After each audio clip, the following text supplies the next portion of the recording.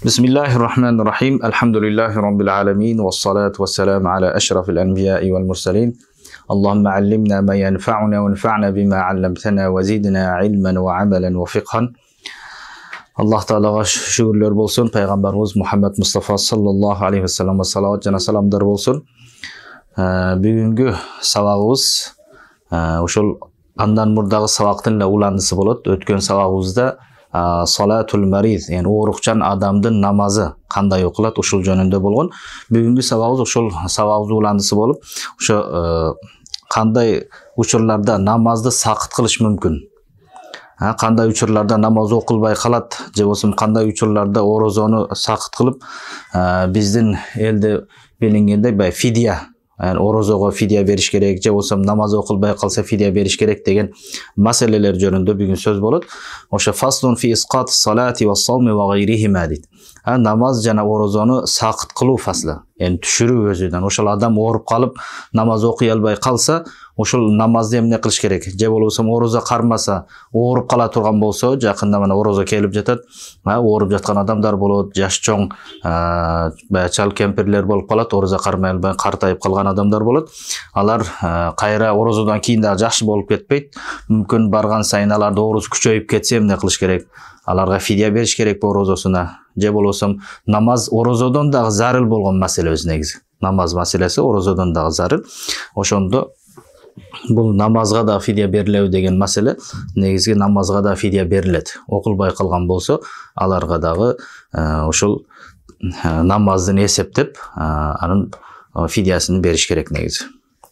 إذا مات المريض ولم يقدر على الصلاة بالإيماء لا يلزمه الإيصاء بها إن قلت. Eğer adam balası musulman adam bu dünyadan qaytış bola turgan bolsa, namazды окуй албай калса, намаз окуй албай калса, ишара менен, башы менен, биз айтканбыз, башы менен ишара кылуу. Акыры адам кудурети жетпей калса, намаз окууга кудурети менен, ошо башы менен намаз окуу керек. Yani башы менен ишара кылып намаз окуш керек. Акыры ушул абал, эгер башы менен да кудурети жетпей калса, анда намаз токтоп турат дегенбиз. Намазды кечиктирет дегенбиз. Эгер ушул башы менен окууга да кудурети жетпей калды, анда ошол адам кайтыш боло турган болсо, ооруп, мисалы ошондой бир абал болуп калды, комага түшүп калды, же болбосо катуу бир оору болуп, андан кийин кайтыш болуп кетти, андан айыкпады ал оорусудан. Анда мисалы 10 күн намазы калып кете турган болсо, анда эмне кылыш керек? Ла ялзамухул исау биха, ал окуй албай калган намаздарыны осият кылуу ага зарыл эмес. Себеби бул кудурети жетпей калды. Ал намазды окуганга да кудурети жетпеди. Мүмкүнчүлүк болбоду. Ага Аллах Таала ошол оорусудан мүмкүнчүлүк бербегендиги үчүн ага осият кылуу зарыл болбойт. Эгер аз болсо дагы. Аз болсо дегенде бул жерде бир күндөн bir keche күндөн аз болуп калса, мисалы 2 намаз же 3 намаз же 4 маалдык намаздар эгер каза болуп калган болсо, же андан да көп болушу мүмкүн. Ошондой болуп калса ага зарыл болбойт, осият кылыштык. Ошондой эле орозо дагы. Ва када саум, ошондой эле орозонун өкмү да ошондой болот. Рамазан айынын орозосу дагы, эгер ошо орозо кармай албай сапарга чыккан болсун, же болсо ооруп жатып орозо кармай албай жаткан болсо, ошол оорусунда же болсо ошол сапарында бул дүйнө менен коштошо турган болсо, анда ага осият кылуу зарыл болбойт. Yani fidya бергиле, ошол мен окуй албай калган, же болсо тута албай калган орозомо fidya бергиле деген маселе бул жерде зарыл болбойт. Ал качан зарыл болот негизи? Эгер ошол сапардан кайтып мукум болгондон кийин, оорусудан айыгып жакшы болуп калгандан кийин орозосунун казасын кармабаса, намазын казасын окубаса, кийин фидия бериш ага важип болот негизи. Бирок анда айыкпай туруп ал кайтыш болуп кете турган болсо, ага бериш важип болбойт негизи. إن أفطر فيه المسافر والمريض ومات قبل الإقامة والصحة وعليه الوصية بما قدر عليه. Yani ушул жерде экинчи маселебиз келип жатат. Биринчи маселебизде ага wasiyat кылуу важип эмес дедик. Экинчи маселебиз мусафир адам, сапар кылган адам келип Рамазан айында мисалы оозун ачып жүргөн. Сапарга чыгып кыйынчылык болуп калган, орозо кармабаган жана ооруп жаткан адам дагы ооруп жатканында ал орозо кармабаган. Wa mata qabla al-iqama was-sihha. жана муким болуштугудан алдын, яни бир жерге барып муким болуп, сапары бүтпөй туруп, же болсо оорусудан айык элек ал кайтыш боло турган болсо экөө, яни бир канча күндөрдү тапкан жок да бул экөөсү. Яни ошол казасын окуй турганга мүмкүнчүлүк болбоду. Ага лазым болбойт дедик. Ага осият кылуу зарыл эмес дедик, лазым эмес. Эми качан ага зарыл болот десе, ва алейхил васияту бима кадара алейхи. Канча күнгө кудурети жетсе, ошол күнгө осият кылуу ага зарыл болот эми. Мисал сапардан келди, сапардан келгенден кийин ал 10 күн каза кылган болсо, ошол 5 күн сапардан кайткандан кийин 5 күн жашады. 5 күн жашагандан кийин кайтыш болуп кетти, 10 күн жашай албады.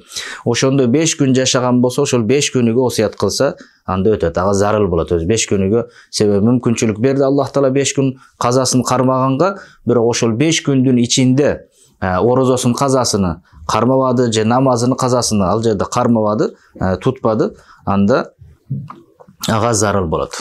Ва бакия би зимматихи. Анын мойнунда калат ошол каза же намаздын казасы болсун, орозонун казасы болсун, анын мойнунда турат, ошондуктан ага осият кылыштыгы зарыл болот.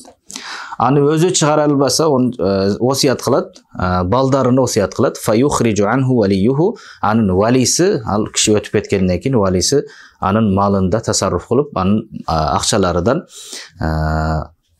ошол акчалары дегенде дагы, яни мин сулуси ма тарак, ошол калтырган акчанын 3/1-инен осият кылган осиятын иштетилет. Ошол намазы болсун, орозосу болсун, ошол осият кылган болсо, ошолорго казаларына төлөнөт негизи. Ли сауми кулли яумин, ар бир күндүн орозосуна, мисал 5 күн калган болсо, мисал 5 күн, ар бир күндүн орозосуна, же болсо ар бир убакыттын намазына, bir күндө мисал 5 убакыт намаз болсо 5 маал. Хатта витр дагы эсептенет экен. Ошондо 6 маал болуп калат экен негизи. Нисфу са'ин мин буррин. Будайдын 2 килограмм будайдын өлчөмүндө ага фидия чыгарылат экен негизи.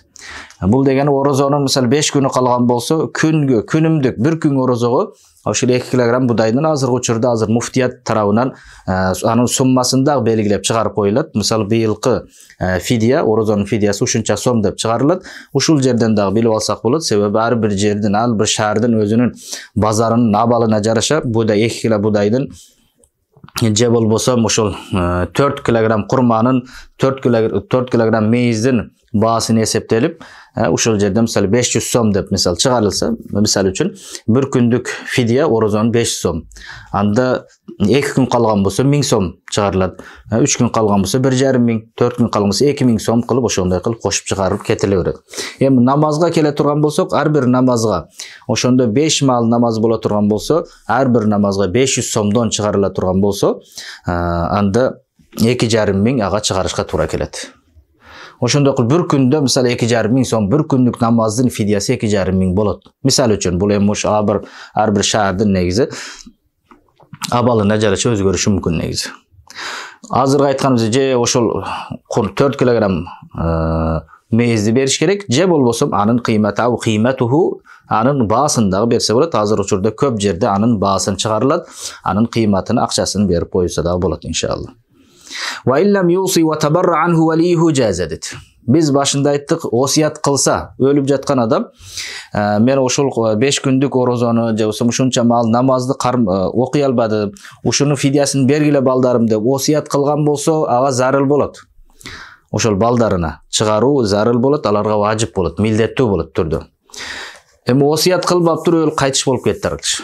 Балдарга эчтеке деп айтпаптыр, бирок балдары билет атасынын казасы бар экендиги, ошол 1 ай орозону кармай албады, же болбосо ушунча маал намаз окуй албаса, анда балдары чыгарса болобу, атасы айтпаса дагы десе болот экен, жайыз болот экен. Атасыдан табаррук болуп калат. Ошол балдарыдан атасыга бир ихсан, жардам катары аларга чыгарып, атасынын ошол казаларына багыштап койсо болот алардын сообун. Вала ясиху ай ясума вала ай юсалли анху. Ушул жерде атасы 5 күн орозо кармай албаса, баласы 5 күн орозо кармаса болобу атасынын ордуна. Же болбосо атасы 10 күн намаз окуй албай калыптыр. Баласы 10 күн намаз казасын баласы окуса болот десе болбойт. Андай болбойт. Себеби пайгамбарыбыз саллаллаху алейхи ва саллям bir адамдын ордуна намаздагы орозодагы кармабайт дейт.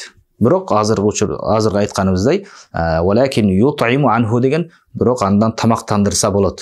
Яны кармай албай калган орозосуна, окуй албай калган намазыны азыр акчасын берип, же болбосо азыркыдай айтылган 4 килограмм курма болсун, же мейиз болсун, ошону берсе болот, жайыз болот негизи.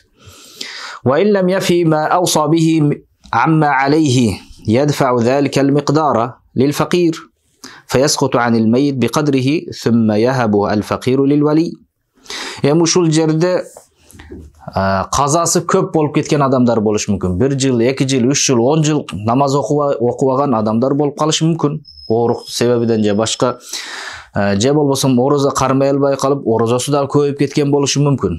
Анда кандай кылат бул жерде?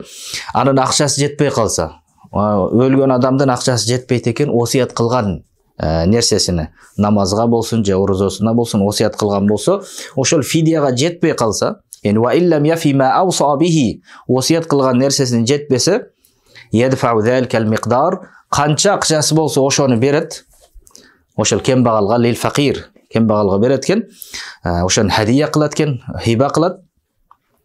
Fayasqutu 'anil mayyit biqadrihi, oshol mayyitdan ölgön adamdan uşuncha ölçömü tushib ketet. Uşuncha aqchani berdi, uşunchasi ketdi andan. Summa yahabuhu al-faqiru lil wali. Andan keyin faqir bayagı kembagal adam algan valiге да кайра кайтарып берет, hadiya кылат акчасын. Же болбосо ошол өлүктүн, майиттин ээсине кайтарып берет. Wa yaqbiluhu, ал акчаны кайра алат. Summa yadfa'uhu al-wali lil-faqir. Ал кайра дагы ошол бир кембагалга берет. Ошондой кылып дагы бир канча өлчөмү кетет. Wa hakaza, ошондой кылып бир канча ошол мойнундан сакыт кылганга чейин, намазыдан баягы өлгөн адам кутулганга чейин ошондой кылып кылынат. Hatta yasquta ma kana ala al-mayyit min salatin wa siyamin, ошол орозосудан, намазыдан майиттин, өлгөн адамдын үстүнө канча карзы болсо, ошол сакыт болуп түшүп кеткенге чейин, кутулганга чейин ошондой кылыш кылынат. Негизи буну кээ бир жерде давра дейлет. Давра дейлет, негизи давра ошол намазды да ошондой кылып көп болгон болсо давра кылып, ошондой кылып үмүт кылынат. Аллах таала ошол кыямат күнүндө ошол окуй албай калган намаздарына, тута албай калган орозолоруна бир ошол фидия болуп, аны кыямат күнүндө бир пайдасы болуп калат деген үмүттө ошол нерсе кылынат. Бул жайыз нерсе, шариятта бар нерсе иншалла. Wa yajuzu i'ta'u fidyati salawatin li wahidin jumlatan bi khilafi kaffaratil yamin. Jana bir mesele, bul жерде намаздын фидиясы же орозонун фидиясы, o намаздан чогулуп калган акча же орозону кармай албай калган ошондон чогулган акчаны бир эле кембагалга берип койсо болобу? Болот экен, жайыз болот. Мисалы кембагалга ушунча сумма, мисалы $5,000 болду же $10,000 болду десе, мисалы бир кембагалга берип койсо болот. Ошол атамдын окуй албай калган намазынын фидиясы же атамдын кармай албай калган орозосунун фидиясы деп берип койсок болот экен. Бирок касамдын кафаратынын тескерисинче дейт.